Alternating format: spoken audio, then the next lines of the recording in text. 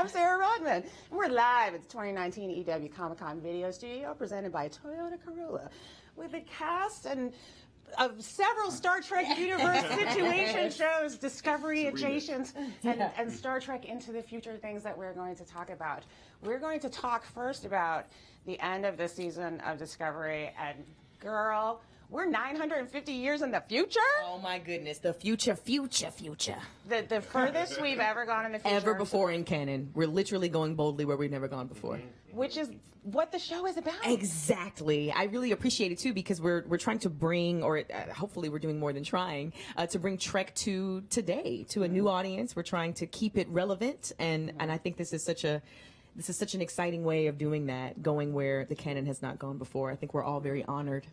So two good things come out of this, or depending on how you look at it, good. I think it's good as a Star Trek nerd. That on some level, you're free from the canon now.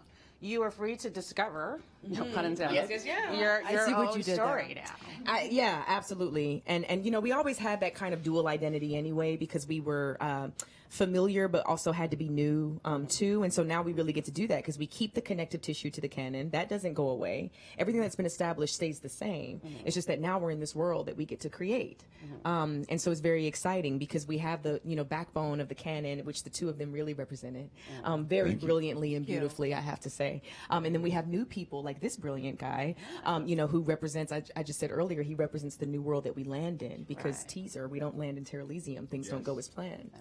So it's very, this is a new world, and who are we and what do we do now? But you're also all alone now. You literally only have each other. Exactly. So all of that like family drama that is happening with the crew is just going to get amplified, because it's not like you're going to have like all your families are effectively dead. Like, everyone left their lives behind to be here, to be doing this, to be saving sentient life. You know, with me as Michael, and so it's really that's what I love. That's one of the things I love the most about the end of season 2 is that we came together as a family, as that crew of Discovery, and then went forward.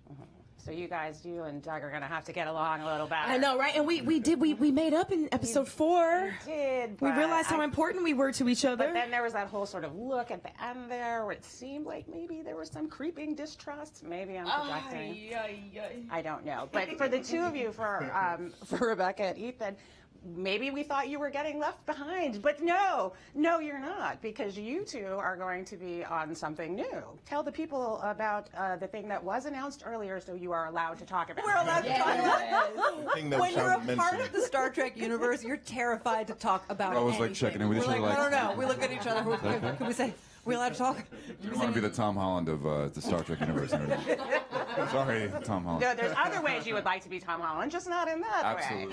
So it's Short Treks, which is not new to this universe, but if you are a CBS All Access subscriber, it is something that you will have access to. So we will be following your characters. Is there anything you can tell us about what is going to be in those Short Treks? Well, they've made 6 of them, and 3 of them take place on the Enterprise, and 3 are Picard related.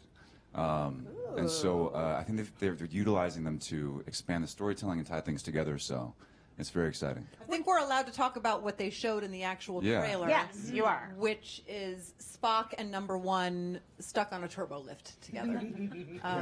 And it's a beautifully written piece by Michael Chabon, and it's this moment between Spock and Number 1 that that bonds them, that they'll always have, no matter what goes down in the future. They'll always have this sweet little moment together.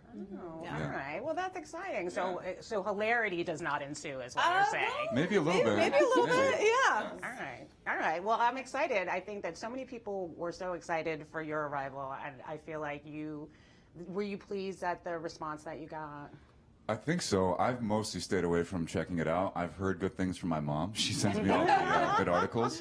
But, you know, taking that on was so terrifying, and I just really wanted to kind of protect myself. And but yeah, I think it's gone well. I think so.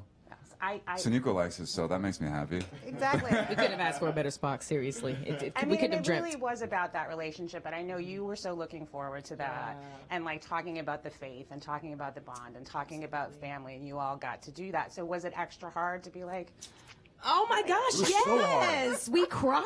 Yeah. It was very, very tough because, we really had such an incredible time together, and it was so easy to be brother and sister, and just what he brings, I say magic to him all the time because he just brings this magic. And so it's, you're welcome. It's so true.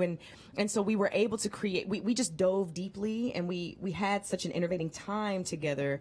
And then, of course, as I